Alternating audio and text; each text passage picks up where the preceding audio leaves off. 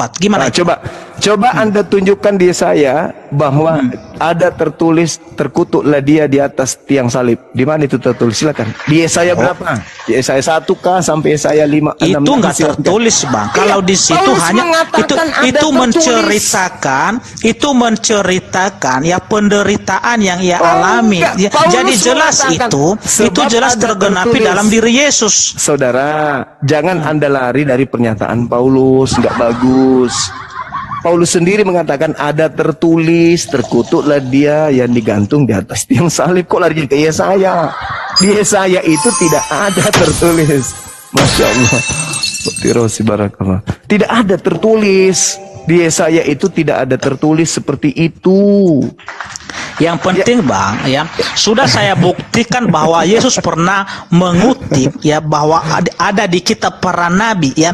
Para nabi itu adalah termasuk Yesaya, Yeremia, Yehezkiel, Obadja ya dan juga nabi-nabi yang lain.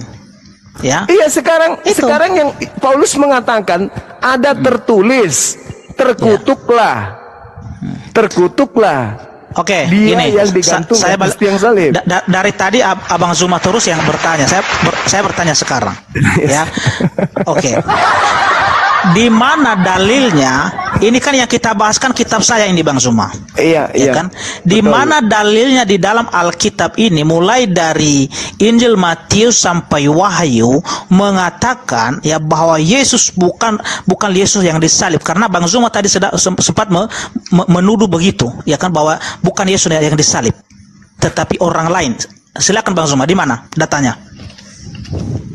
Matius 24 nomor 24. Oke, kita baca ya. Ya, silakan.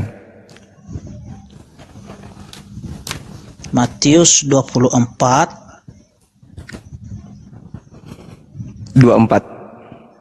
ayat 24. Oke, saya baca ya. Itu gali lubang itu sebenarnya Pak Depi kalau bahas itu, tapi nggak apa-apa lah, silakan kalau mau gali lubang. Lanjut. Jadi nggak bisa tadi ya. Yang terakhir itu yang memenuhi syarat untuk duduk sebagai terkutuk. Ya. Ini Yesus di sini yang ngomong Bang ya. Iya. Yesus yang ngomong di sini. Ini warna merah ya. Warna merah di sini ya. Oke ya. Siap. Oke.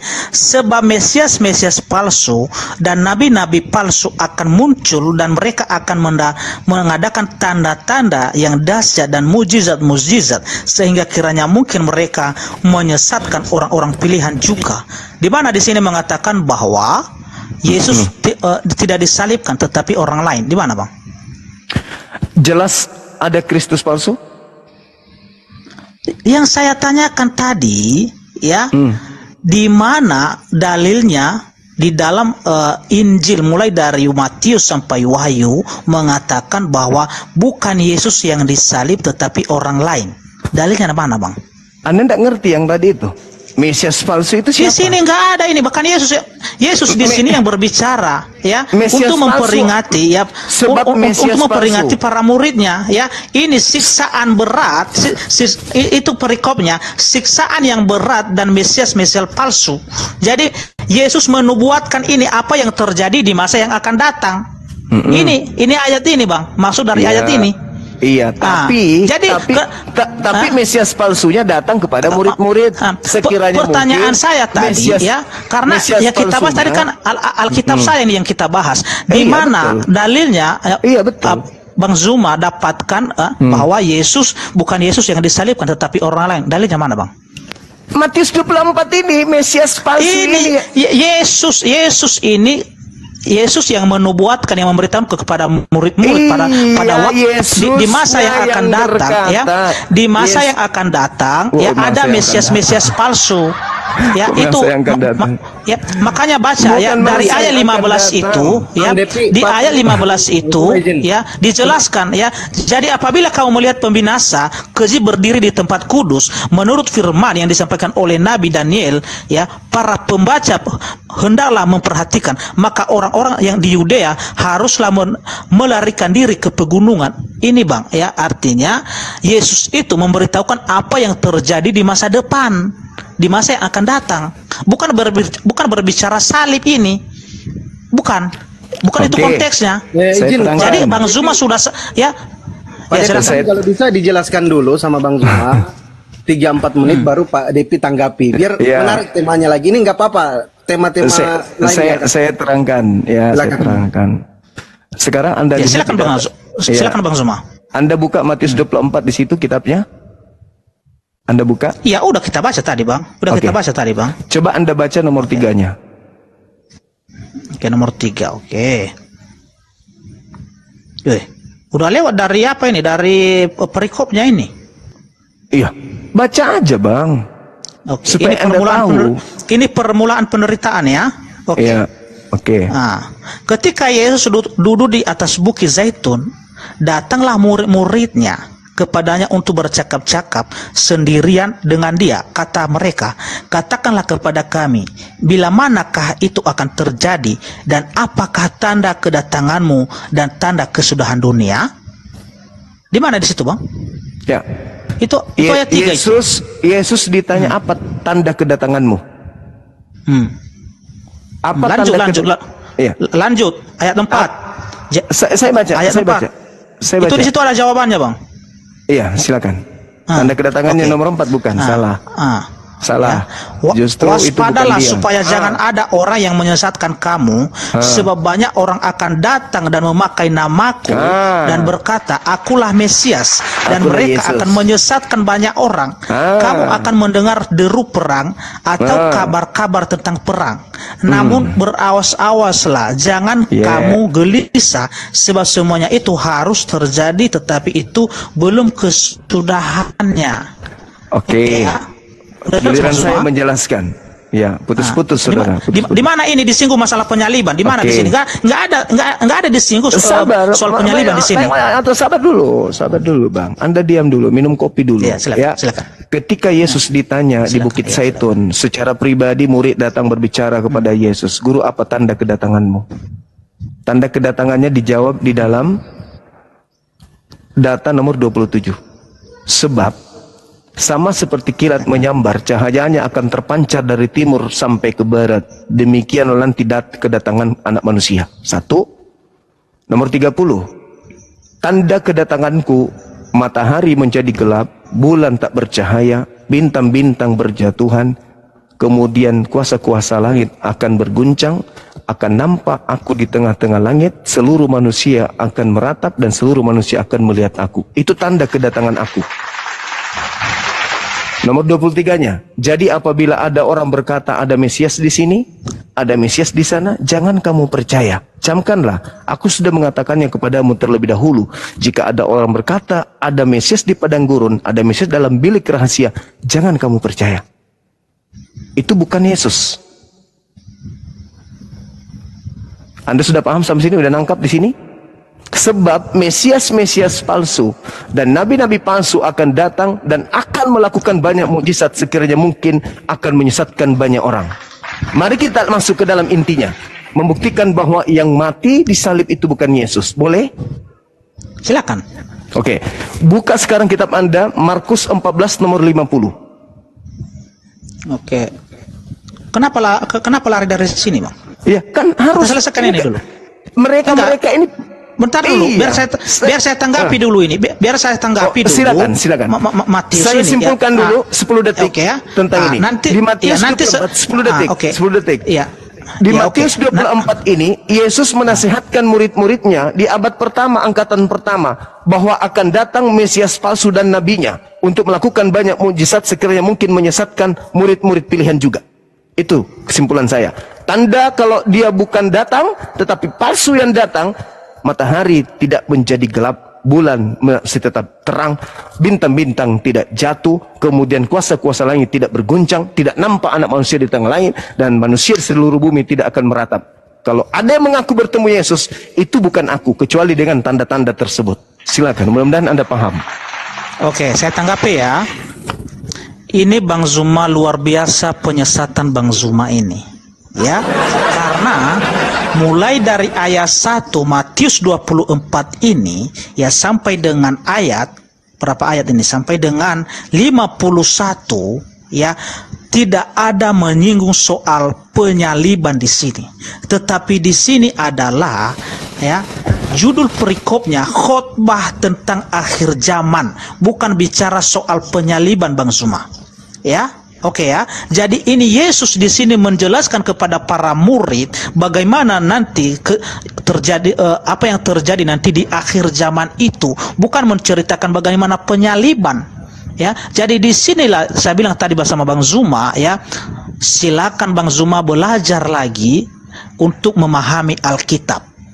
Oke ya, karena semua yang Abang Zuma kutip di sini tidak ada itu diceritakan soal penyaliban. Sedangkan pertanyaan saya tadi, ya, tunjukkan di dalam ayat Alkitab mengatakan, karena Bang Zuma tadi mengatakan bahwa bukan Yesus yang disalib tetapi orang lain. Di mana datanya itu dalam Alkitab? Tetapi Abang kutip ini bahkan sama sekali pun satu ayat pun di sini tidak ada yang menyinggung soal penyaliban.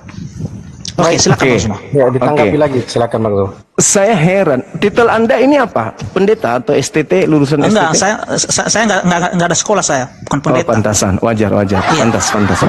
Anda kalau sudah mendengarkan penjelasan saya tadi tentang silakan. Galatia 3 nomor 13, ketika saya tanya Anda, siapa yang memenuhi syarat, Yesus atau Yudas? Itu sudah perjanjian baru. Anda mengatakan Yesus yang memenuhi syarat. Anda membantah firman Tuhan. Gini Bang Zuma. Sebenarnya, diam dulu. Sebenarnya, ketika Anda kepepet tidak bisa mendudukkan Yesus di situ sebagai orang yang dikutuk oleh Elohim, itu sudah terbukti sebenarnya pertanyaan Anda yang terakhir ini. Bahwa menurut kitab Anda sendiri, itu bukan Yesus, tetapi orang yang dikutuk oleh Elohim. Tapi Anda mencoba untuk terjun kemana-mana. Saya kembali kepada data 24 ini, Bung. Kalau ada Yesus penyesat lain dan datang kepada murid Yesus, selain yang keluar dari kubur dan yang datang kepada Paulus dan di Pulau Patmos, pertanyaan saya, Kristus palsu yang datang kepada murid Yesus itu yang mana? Yang menyesatkan banyak orang itu yang mana? Yang mengaku akulah Kristus itu yang mana?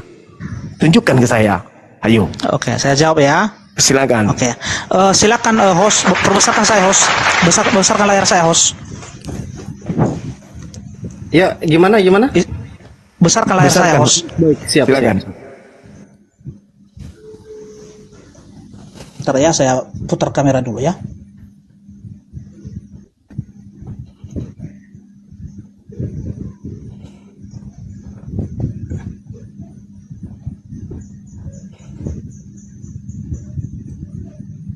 Iya, oke ya. Ini tadi Bang Zuma, nanti saya jawab pertanyaan Bang Zuma. Ini saya tanggapi dulu ya.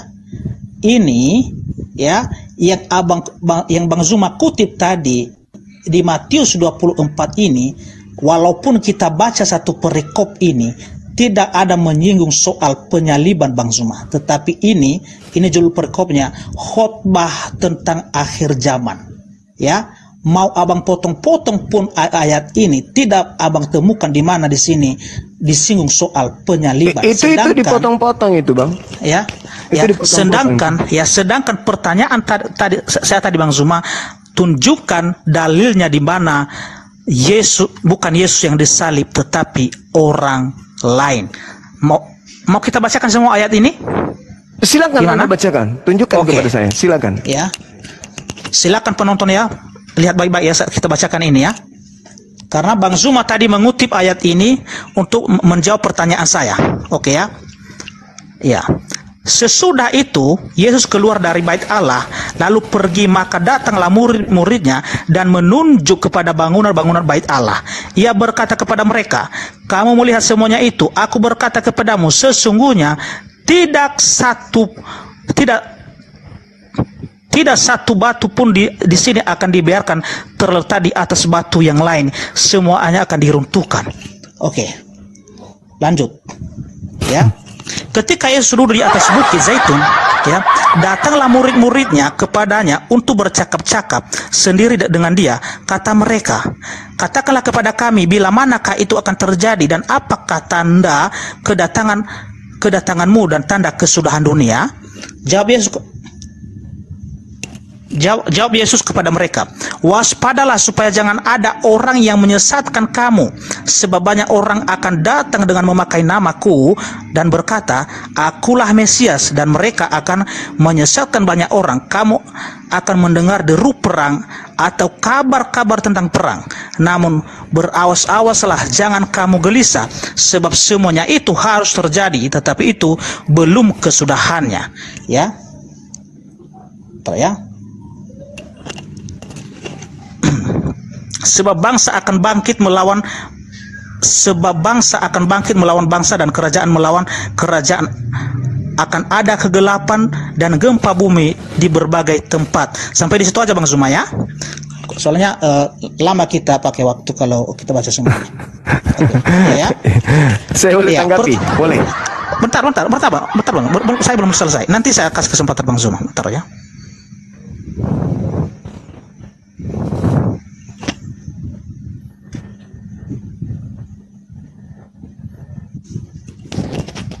Bentar Bang Zuma ya. Ya. Ini Bang Zuma, ya udah jelas tadi bahwa ini adalah khotbah tentang akhir zaman. Ya, tidak ada kaitannya dengan soal penyaliban di sini Bang Zuma. Dan apalagi di sini ya Yesus mengatakan bahwa pada saat itu ada deru perang.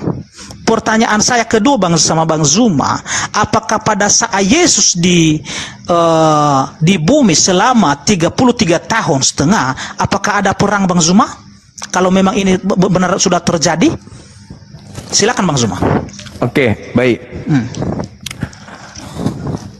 Yesus berbicara kepada Bani Israel, berbicara sendirian secara pribadi. Mohon maaf dulu ya, saya mau ke belakang dulu. Bisa ya, sebentar ya? Boleh. Silakan Pak. Tahan ini. Ya, kita tunggu aja Pak DP-nya dulu Bang Zuma ya. Nanti kembali baru ini ya. Terlalu banyak minum sih. Jangan gitulah Bang Zuma. Santai aja lah. Kita ke kamar mandi.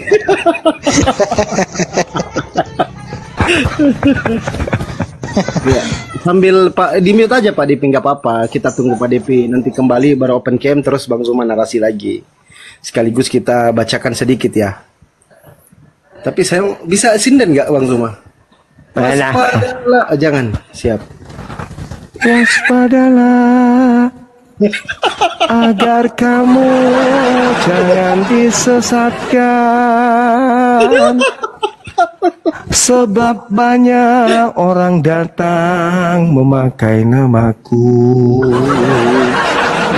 dan berkata, akulah Kristus. Mereka akan menyesatkan banyak orang. Apa sih? Papatel misede. Tepuk tangan dulu tuh Tuhan, tepuk tangan untuk Tuhan. Papatel misede.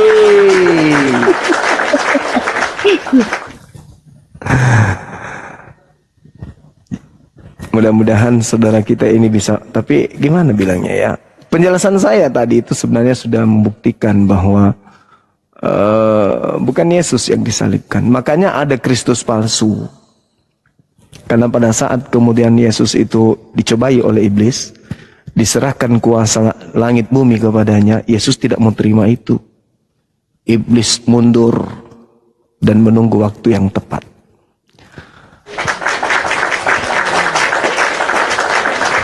Itu pertanyaan Bang Zuma tadi ada yang chat ini Bang Zuma, itu kayak tombak.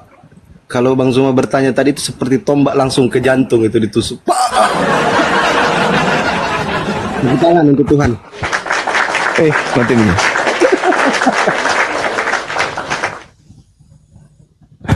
Oh yes. Iku cengena madodong ni natarola bajo depanaman re si bawa minum nasange ambek nalai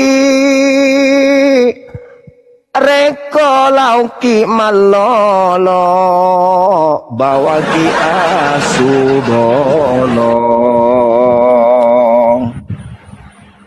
Oke, silakan semua. Ya, itu bahasa roh, bahasa roh. Silakan guru. Oke.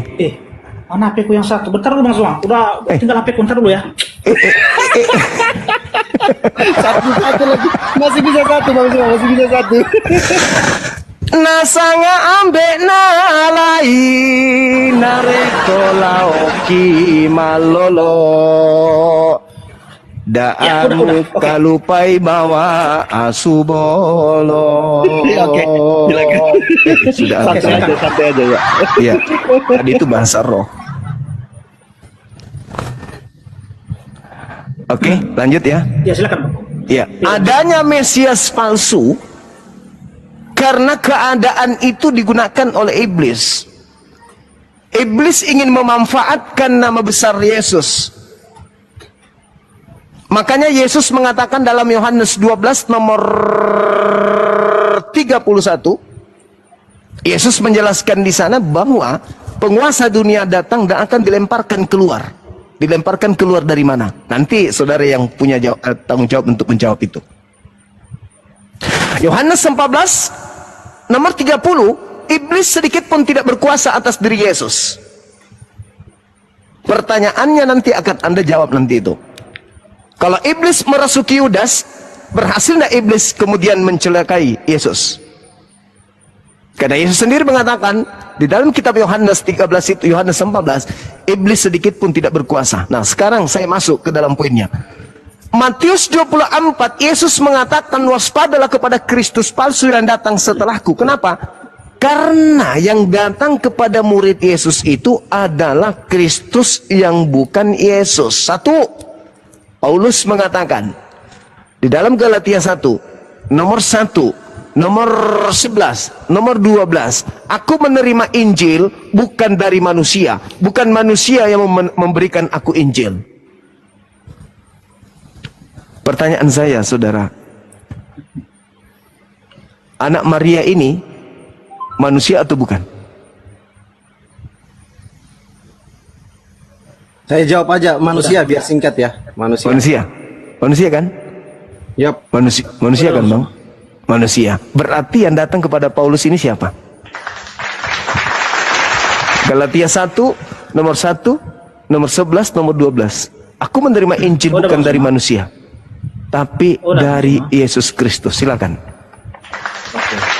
Inilah sebenarnya sayang banget ya, artinya diskusi kita malam ini karena kenapa sudah melebar kemana-mana. Ya. Loh kan ditanya saya Bang. Begini, bukti bahwa ya bukan Yesus yang disalib. Ya kan? Tema kita malam ini adalah salib, berkat atau kutuk. Itu sudah dijawab tadi. Kalau soal nabi palsu ini bukan tema kita malam ini sebenarnya. Baik, oke. Kalau gitu, kalau keinginan Pak Depi kayak gitu, mungkin kita bisa kembali ke tema tadi. Tapi dijawab dulu pertanyaannya. Tetapi, pantas enggak? Bentar dulu Pak Depi. Ada kan tadi pertanyaan yang belum terjawab nih dari Bang Zuma. Pantaskah Yudas atau Yesus didudukan di situ? Silakan Pak Depi. Masih ingat nggak pertanyaan tadi Pak Depi? Biar kembali ke topik. Nanti sesi 2 baru bahas palsu-palsu itu. Udah saya jawab tadi host. Belum ada poin tadi Pak Depi, jawaban Pak Depi. Pantas nggak Yesus? Tadi itu, ya. Kalau Yesus ini, ya, kenapa dia dihukum mati? Ya kan, karena konsep penebusan dosa dan berdasarkan pengakuannya kepada Pilatus bahwa dia adalah Mesias, anak Allah yang hidup. Ya. Terus kalau dia mengatakan Mesias anak Allah, dia kan Allah sendiri mengatakan inilah anakku. Dan saudara juga menjawab ketika Yesus mengatakan diriku adalah anak Allah atau anak Elohim. Apakah menurut Elohim itu pelanggaran dosa besar? Bukan kan? Tidak. Nah, berarti bukan Yesus yang disalib. Tetapi ya, di situ kan bukan Allah yang menjatuhkan hukuman kepada Yesus, tapi Raja Pilatus dan juga imam-imam besar Bang Zuma. Tapi kan harus berdasar terhadap hukum Elohim kan? Kalau kita ingin mendudukkan kan harus ke Elohim, yang menjadi dasar pijakan Kristen kan harus Elohim, bukan tentara Romawi, bukan gubernur Pilatus. Makanya saya katakan, apakah salib itu kutuk? Jawabannya kutuk, tapi menurut saudara adalah berkat. Bagaimana mungkin bagi bisa kami, ya? Nah, itu bagi Kristen. Kami orang yang percaya, ya. Percaya? Karena kenapa? Ya, berarti Anda tidak percaya kepada, ya. berarti Anda tidak percaya kepada Elohim kalau begitu. Percaya dong. Nah, Elohim mengutuk orang yang melakukan dosa yang sepadan dengan hukuman mati. Yesus ada kaitannya di situ, Pak. Ya. Lu ada dong. Ketika Bang Zuma memutarbalikkan, kok jadi saya mutar balik?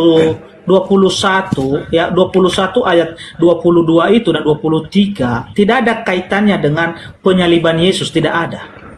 Lalu ya, yang dikutip Paulus ini yang mana? Sebab ada tertulis. Sebab ada tertulis. Kenapa Paulus mengutip itu? Itu artinya untuk menjelaskan ya kepada orang percaya bahwa sebenarnya Yesus ini bukan terkutuk karena pelanggarannya, bukan, tetapi oleh karena pelanggaran kita manusia ini, oleh karena dosa kita, dia dianggap terkutuk.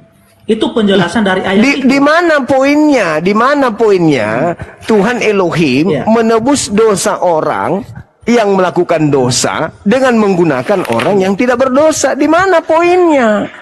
Kan tadi Imamat 1 nomor 2 yang digunakan untuk menebus dosa orang bersalah itu adalah binatang ternak. Di Yohanes 3 ayat 16 itu, Yohanes 3 ayat 16 itu Bang Zuma. Udah Bang Yohanes 16, Yohanes 3 nomor 16, begitu besar kasih karunia Tuhan akan dunia ini sehingga dia menganugerahkan anaknya yang tunggal supaya siapa yang percaya tidak binasa. Nah, sekarang yang mengatakan bahwa Yesus itu mati terkutuk untuk dosa-dosa Kristen siapa? Paulus. Dia sendiri. Di mana? Di mana Yesus mengatakan itu? Bukan hanya Paulus itu. Kalau Abang hanya mengutip Galatia 3 ayat 13, itu juga di 1 Petrus pasal 1 ayat 18 itu menjelaskan juga. Ya. Kita baca ya. Yesus mengatakan begini, Saudara. Di dalam Amsal di dalam Matius 19 ketika ditanya oleh muridnya, "Guru, apa yang harus aku lakukan supaya aku memperoleh hidup yang kekal?" Apa kata Yesus? Jangan membunuh. Pertanyaannya, apakah boleh membunuh Yesus menurut Yesus? Karena konsep penebusan dosa boleh. Nah, itu selalu larinya ke situ, konsep penebusan dosa. Itu karena Yesus sendiri yang mengatakan tadi Bang Zuma. Ya, Yesus sendiri yang mengatakan di Matius 26 ayat 27 itu. Ya kan udah dijelaskan Yesus di situ. Iya, Saudara. Sekarang siapa yang menebus dosa? Bapak kan? Bapak siapa? Bapak yang di langit kayak yang menghapus dosa. Ini Yesus ini, firman yang telah menjadi manusia. Bapak yang di atas ini, apakah menerima korban manusia untuk tebus dosa? Bapak itu bukan nama Bang Zuma. Bapak itu bukan nama. Enggak, Tuhan tempat Yesus berdoa. Apakah menerima tumbal manusia untuk tebus dosa manusia? Itu kan udah ketetapannya itu. Di mana tertulis dia menebus dosa dengan darah manusia? Itu tadi Bang. Di mana? Kita baca tadi di Matius itu. Matius. Kok jadi Matius? Elohim, yang saya katakan Elohim. Di mana? Elohim juga di perjanjian baru Elohim juga nya itu. Maksudnya apa ini abangku ini? Di mana? Di mana? Ini kan jelas dikatakan di dalam Ulangan 21 nomor 22 23, salib itu kutuk. Orang Kristen menjadikan salib itu berkat. Siapa yang mengajarkan orang Kristen salib itu berkat? Para rasul. Bukan Elohim.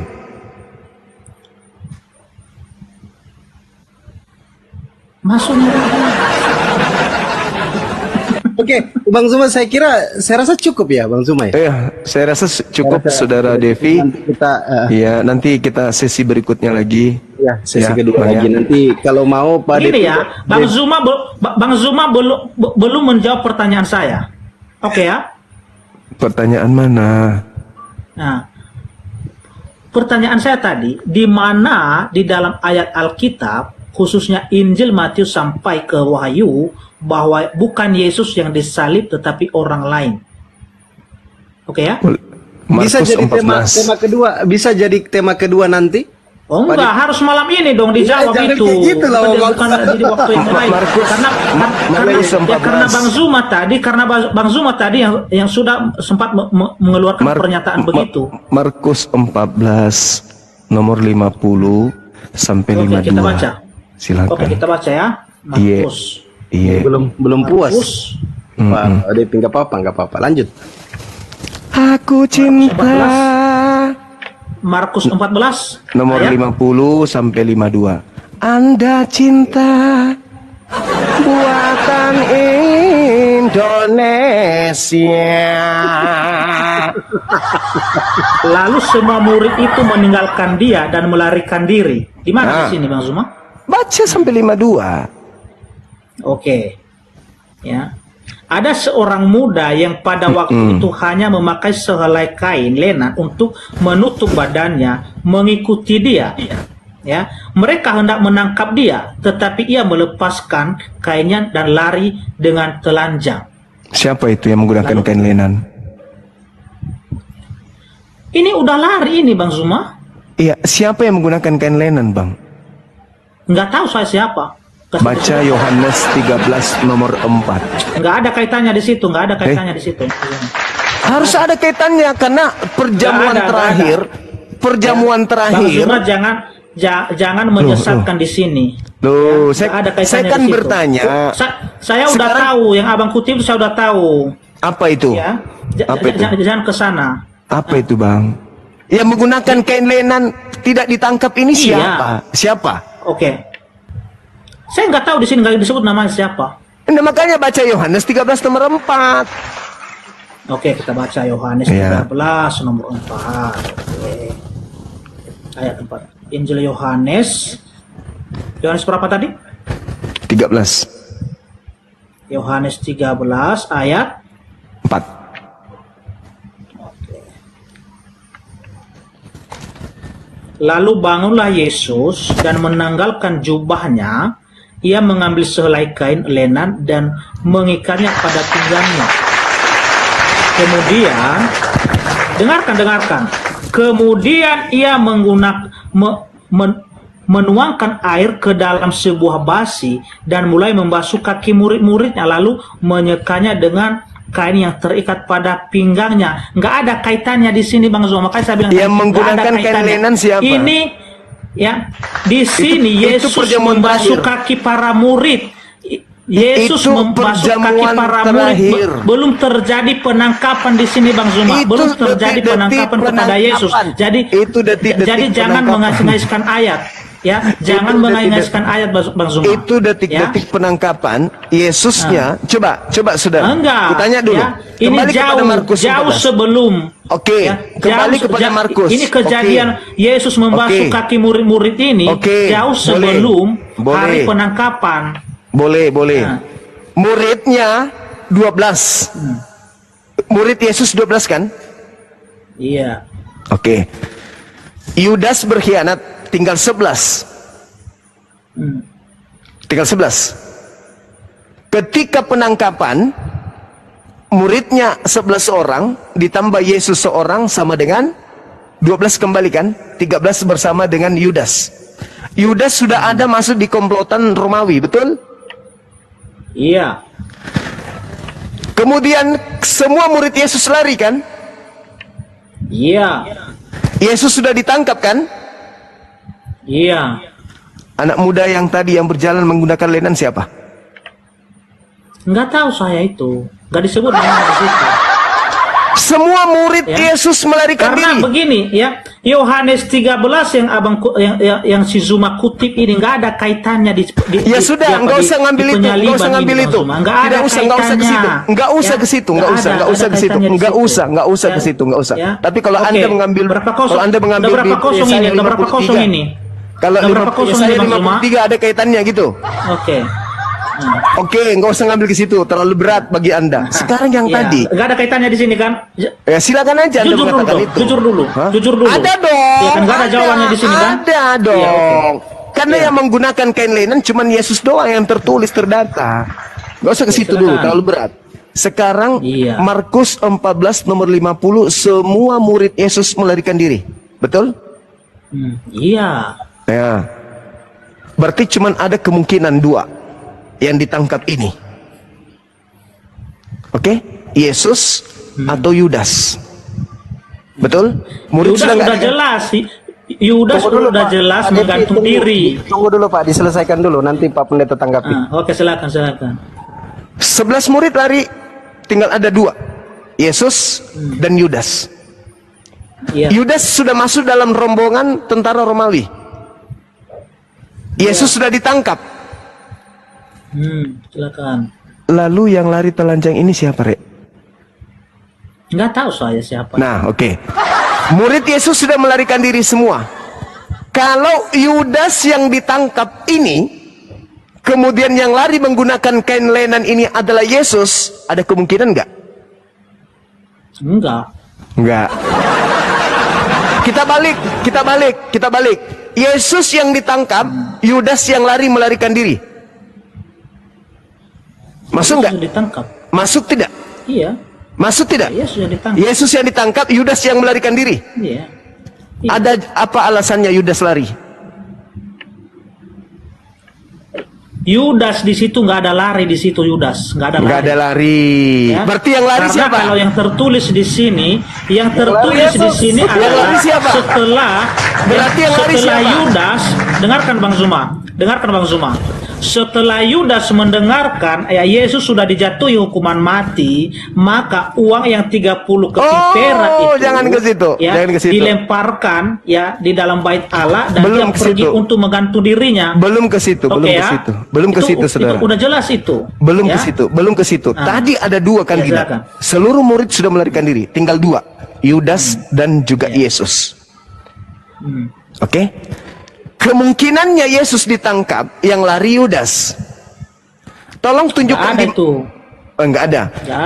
Bukan Yudas. Yudas enggak ada lari. Berarti yang lari kemungkinannya siapa? Menggunakan kain lenan kemungkinannya siapa? Enggak tahu siapa yang lari.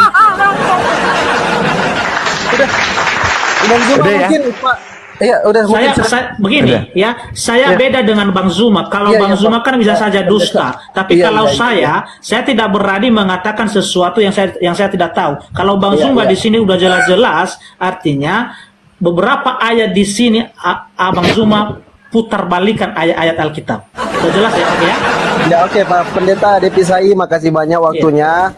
Mungkin kita akhiri dulu, nanti untuk sesi kedua kita sudah tentukan tema tadi ya, nabi palsu. Siapa nabi palsu atau Mesias palsu? Yang mana yang mau dipilih ini, nabi palsu atau Mesias palsu? Iya. Pak Depi, kapan ini? Nanti kita chat aja di belakang layar untuk waktu sesi keduanya. Apa nih Bang Zuma, nabi palsu atau Mesias palsu? Saya ikut aja. Silakan Pak Depi, pilih. Iya, kapan? Nanti kita komunikasi di belakang layar kapan waktunya. Ada kesiapan Bang Depi, Pak Pendeta Depi, nanti kita jadwalkan lagi. Iya, tapi begini Hosea, jangan seperti malam ini ya. Artinya kita konsisten, artinya apa tema yang diangkat itulah dia. Jangan tadi pertanyaan Pak Depi yang bertanya, makanya dijawab, makanya agak melenceng dikit. Nah, oke, untuk tema berikutnya Pak Depi silakan, nabi palsu atau Mesias palsu? Atau kedua-duanya? Boleh kedua-duanya. Nabi palsu, Mesias palsu, atau Kristus palsu. Oke, mungkin gitu aja. Silakan Pak Depi closing statement. Setelah itu Bang Zuma closing statement. Silakan Pak Depi. Jadi Baik ya, puji syukur kepada Tuhan Yesus Kristus di mana pada malam hari ini telah mengizinkan kita untuk berdiskusi ya, walaupun kita tahu bahwa dalam diskusi ini pengetahuan kita terbatas, tidak sesuai dengan apa yang dikehendaki oleh kawan-kawan penonton di bawah dan juga yang di atas komal ini. Jadi diskusi ini jangan kita jadikan untuk menyimpan dendam atau menyimpan kebencian, tetapi marilah dalam hal ini ya kita mencari kebenaran ya, walaupun tadi Bang Zuma artinya sudah salah mengutip ayat Alkitab untuk mengambil kesimpulan menafsirkan dengan sembarangan, tetapi itu saya ampuni, saya maafkan Bang Zuma di situ. Tetapi biarlah Roh Kudus yang selalu bekerja sama Bang Zuma supaya agar hatinya itu terbuka, diterangi oleh yang kuasa, oleh Tuhan Yesus Kristus, agar besok-besoknya tidak berani lagi untuk memutarbalikkan ayat-ayat Alkitab ini. Itu dari saya. Baik, ya, silakan Bang Zuma closing statement yuk.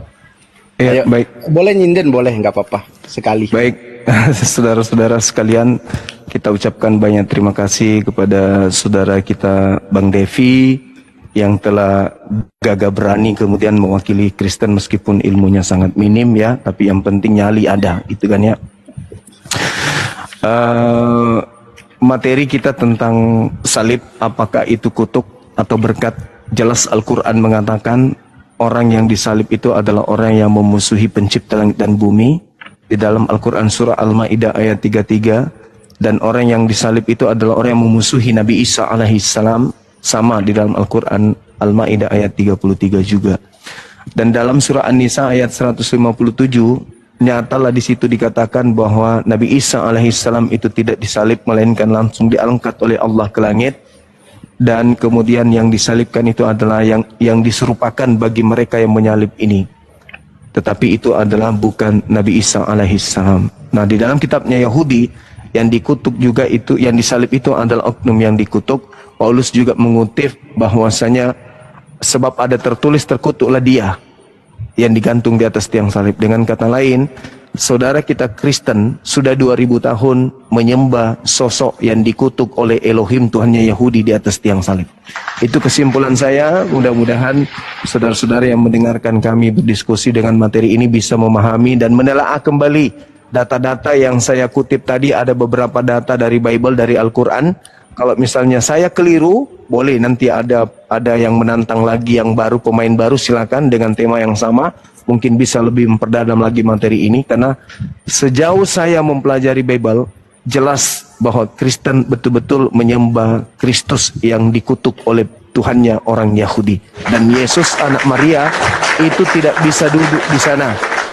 Yesus tidak bisa duduk di sana karena Yesus tidak memenuhi syarat. Yesus itu manusia suci, Yesus manusia yang diidam-idamkan kemudian oleh pencipta langit dan bumi. Sebagai dalam konsep Yahudi dia adalah anak Elohim. Kalau dalam konsep dalam Islam dia adalah Nabiullah, kekasih Allah, yang kemudian mengajarkan Bani Israel kembali kepada hukum Torah, kembali kepada hukum Tuhan. Jadi perbedaan antara Islam dan Kristen, Yesus dalam Islam Yesus manusia suci, dalam Kristen Yesus adalah makhluk yang dikutuk untuk nebus dosa-dosa Kristen. Saya kira demikian sementara, karena kita ada sesi berikutnya lagi. Saudara Devi, mohon maaf kalau ada kata-kata saya yang kurang berkenan. Anggap saja itu adalah bagian daripada proses belajar mengajar kita. Saya pun juga demikian adanya, dan terima kasih atas diskusi yang baik ini. Mudah-mudahan kita bisa tingkatkan lagi ke depannya. Tujuannya untuk memberikan edukasi bahwa Islam Kristen bisa bertemu dalam meja akademisi untuk berdiskusi secara ilmiah tanpa harus saling menghujat. Demikian. Masya Allah. Oke, saya rasa cukup Pak Devi. Makasih banyak Pak Devi ya, Pak Pendeta. Ya, mantap. Iya, makasih banyak. Iya, makasih banyak. Mungkin kalau mau turun, mau istirahat nggak apa-apa, boleh. Silakan Pak Devi. Izin turun ya. Iya, makasih. Ya, saudara, thank you. Malam, Bang Hadi Selebes. Ya, Izin ya. Oh, iya. Ya, oke. Turun aja Pak Pendeta. Ya, selalu Pak Pendeta. Terima kasih. Mantap, Baik. mantap. Pak Pendeta, saya nanti Pak Pendeta kalau masih sempat nanti Anda tinggal menjawab saya di bawah sebagai netizen yang baik. Saya sebagai pendengar yang baik masih berkelanjutan ya, saya isi bentar. Saya interaksi sama netizen juga yang di bawah sama di YouTube aja Pak. Saya ingin dia itu paham nggak yang Bang Juma terangkan ini. Lanjut Bang. Pertama, teman-teman jawab ya, antara A dan B doang ini. Ulangan 21, 22, 23. Yang dikutuk oleh Elohim di situ adalah A, orang berdosa, B, orang soleh. Jawab semuanya. Bang Juma nggak usah ikut-ikutan. Biar netizen yang jawab.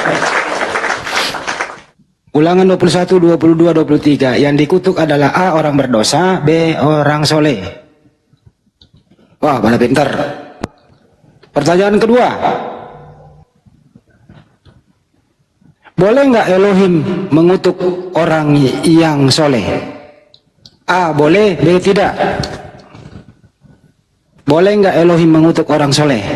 A, boleh, B, tidak. B. Pertanyaan kedua. B. B. Pertanyaan ketiga. Pertanyaan ketiga.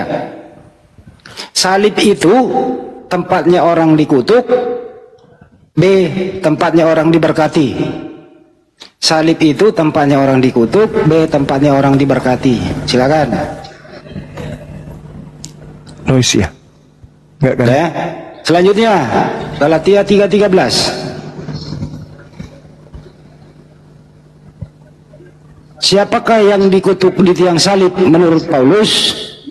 A, orang soleh, B, orang terkutuk, orang fasik. Terakhir, siapakah yang pernah memakai kain lenan yang melarikan diri? A, Yesus, B, Yudas. Silakan jawab semua aja dah. Siapa jawaban yang paling benar dan cepat, hadiahnya nanti sepeda. Langsung diberikan. Ambil sepedanya, dibolangi sama Bang Juma. Bang Juma, siap sepeda satu? Insya Allah. Masya Allah, tepuk tangan. Iya. Hadiahnya kaos. Ini ada kaos. Ya, hadiahnya kaos tuh. Silakan Akang, di promo dulu Akang. Ya, buat teman-teman semuanya netizen yang ada di sini ya, 7,7 mata memandang ya, belum yang di YouTube semuanya. Bagi kalian yang belum punya kaos ini nih, digedein Pan. Nenek Mukiper nih. Ini kaos hasil produknya anaknya Gurunda ya, Masya Allah. Masih muda, masih remaja, tapi pengen bisnis ya, Masya Allah. Kayaknya ini turunan dari Abah nih. Abah bisnisnya keren banget ya. Nurun kepada si A anaknya. Bagi yang ingin pesan kaos ini silakan hubungi ke saya ya. DM ke saya atau ke WA saya ya di 081 tambah 21 tambah 474 9002. Masya Allah tadi juga ada yang udah pesen ya. 3 orang. Alhamdulillah. Semoga berkah ya buat teman-teman ya. Silakan kalau ada yang mau di WA ke nomor saya ya yang tadi. Berdiri Kang. Berdiri sambil nungging, Oh, cakep. Ini Nenek Mukiper. Nah, belakangnya juga sama ada tuh. Nenek Mukiper ya. Cuma yang satunya saya belum punya, belum dikirim sama si AA. Yang satunya yang ada logonya itu keren banget tuh yang satunya ya, guys. Keren. Ini bahannya dari kompet, tebal banget, dia di distro ya. Suara kecil kan? Distro. Cek. Ini bahannya dari Combat, setingkat dengan distro ya, tebal banget tapi adem. Ini enak banget nih, nyerap keringat. Tapi tetap kalau yang pakainya Siluga itu bau ban kebakar ya badannya kalau Siluga. Kalau kita enggak. Oke, silakan ya di WA ke saya ya. Masya Allah tadi udah ada yang pesan juga. Belum bisa COD, nanti WA ke saya, nanti saya tunjukin cara pesennya seperti apa. Harganya 229 belum ongkir. Nah, harganya 229. Belum ongkir itu. Ke luar negeri belum bisa. Tadi ada 2 orang yang di Malaysia. Mohon maaf Bang, belum bisa kalau ke luar negeri. Ya, khusus yang ada di Indonesia aja. Ya, silakan dilanjut Bang Pandi. Oke, terakhir belum selesai pertanyaan gue nih. Menurut Anda semua yang mendengarkan diskusi tadi, kalau ada persen itu dari 0 sampai 100% ya. Ya. Berapakah penilaian persentase kepada Bang Juma dan berapa persentase kepada pendeta tadi? Silakan diketik. dari 0 sampai 100. Untuk Banjuma berapa? Untuk pendeta berapa? Silakan.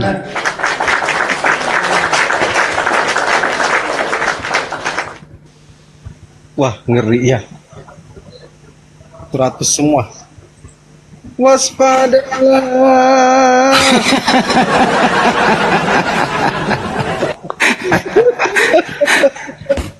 Memang kalian ini penonton luar biasa. Saya rasa semua di bawah itu gatal. Kenapa sih jawabannya begitu? Kenapa sih saya yakin apa yang Anda alami itu juga yang kita alami sebagai penonton. Tetapi diam dan menonton juga itu suatu pendapat yang paling bijak. Itu kira-kira teman-teman. Terima kasih telah menonton, semoga bermanfaat buat kita semua. Kita lanjut ya Bang Andi. Kita lanjut dialog kita dengan teman-teman Kristen yang lain. Ya, saya umumkan dulu juga sedikit pengumumannya teman-teman. Silakan. Alhamdulillah tadi barusan saya ditelepon produser film Sabeni. Akhirnya yang ditunggu-tunggu juga diridai oleh Allah dan dikabulkan oleh Allah ya. Insya Allah bulan depan saya sudah di Jakarta terkait dengan pengambilan gambar film tersebut, dan saya kaget juga sih karena ada beberapa tokoh yang ikut main bintang film senior ya. Saya nggak pernah bayangkan kalau harus satu layar dengan mereka. Orang-orang yang sudah cukup, artis-artis senior yang sudah cukup pada terkenal, termasuk anak daripada Ahmad Dhani ya, ikut main film dengan kita.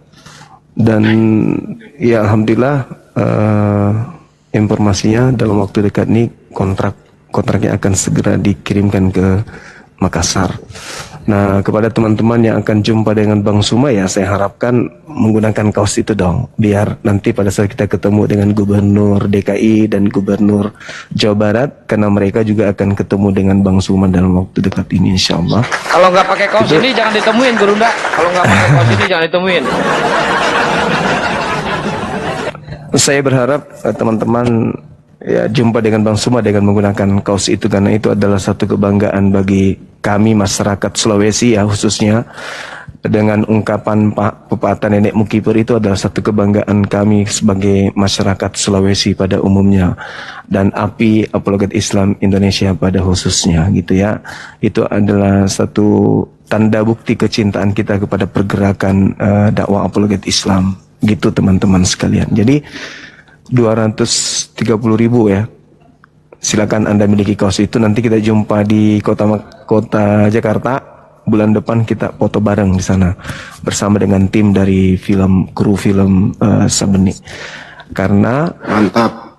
saya nerima tawaran itu disebabkan karena saya disandingkan dengan artis-artis senior, bahkan yang dari Malaysia pun beliau juga ikut bergabung dengan kita. Nah, ini saya sampaikan kepada saudara supaya semangat kemudian untuk bisa menggunakan kaos itu nanti supaya pada saat kita jumpa gitu loh teman-teman sekalian. Paham ya yang saya maksud? Paham. Oke, saya kira saya juga. Iya. Saya juga ditelepon Mbak Ayu. Oh ya? Bang Andi nanti mau perannya apa? Saya perannya lawan Banjuma nanti gimana dong, nggak apa-apa ya? Ini kalau nggak salah ini siapa ini? Kanda izinkan enggak? Kalau untuk usul. Ini kalau nggak salah ini siapa ini? Adi Bing Selamat. Adi Bing Selamat. Adi Bing Selamat. Kalau ini sih pelupa ya. Cut Mini. Hanin. Ya Cuk Mini. Kalau ini?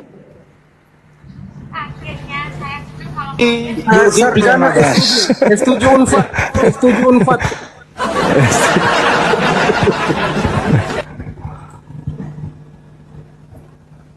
Kalau ini Kian Satang itu.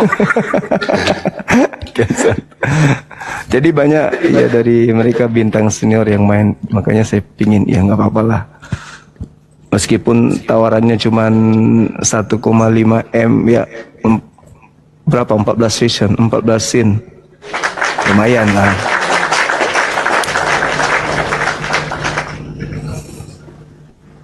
Jadi teman-teman yang menggunakan baju kos Nenek Mukiper, nanti kita akan jumpa dengan teman-teman kita ini, artis-artis senior ini, ya. Ini mirip, kok mirip ini ya, mirip siapa ini? Kalau gondrong lagi sedikit. Janganlah.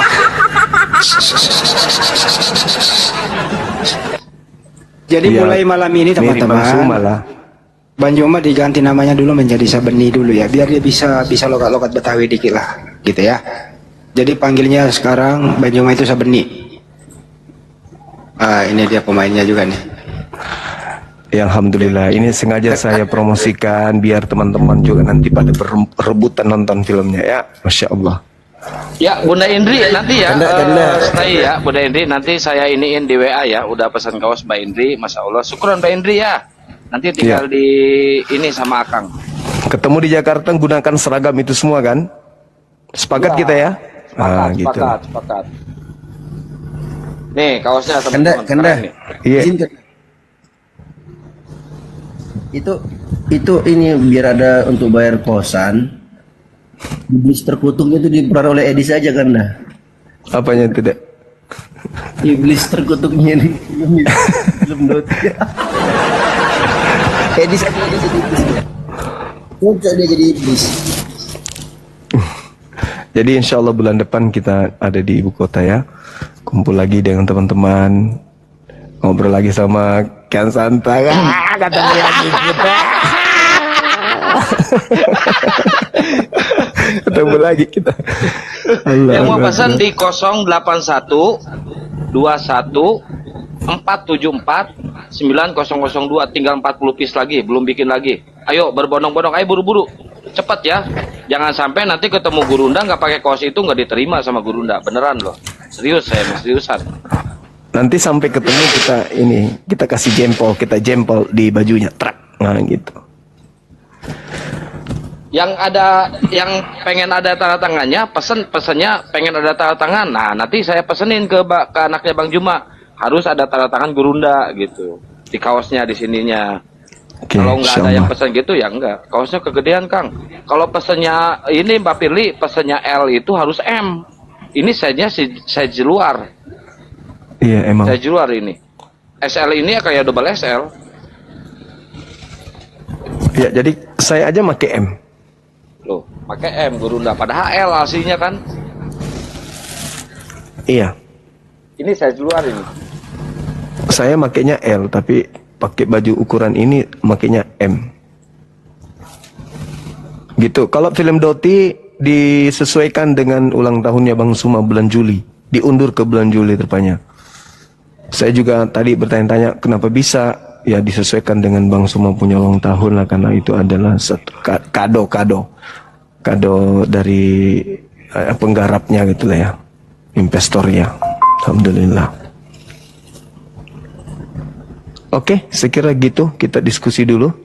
Mungkin ada teman-teman yang ingin berbincang-bincang lagi. Bang Andi masuk, Bang Andi hujan di sini Bang Andi. Nanti dia. Saya tutup kamera ya, saya sambil minum ya teman-teman. Oke, yuk, makasih semua teman-teman. Bang Joma, aku kemarin lupa loh nomornya Mbak Ayu yang mana ya? Gue save pakai nama apa ya? Kirim ulang dong. Iya, bentar Kanda. Saya kirim lagi ya. Katanya kemarin nelpon Bang Andi, gimana? Iya hilang nih gue save pakai nama apa? Oh iya, beliau juga butuh Bang Handi, ada sesuatu karena beliau akan minta dihubungkan dengan orang BNN. Boleh ya Bang Handi? Boleh. Oke, mantap. Nomornya aja, nomornya aku naik telepon dia. Lupa gue save pakai nama apa tuh bocah itu. Siap. Oke Bang Handi. Silakan teman-teman disapa tamu kita yang naik. Ini soalnya personil BNN bisa lah. Kenapa kita omongin di sana gue kerjaan gue? Makanya gue gak pernah on cam bro.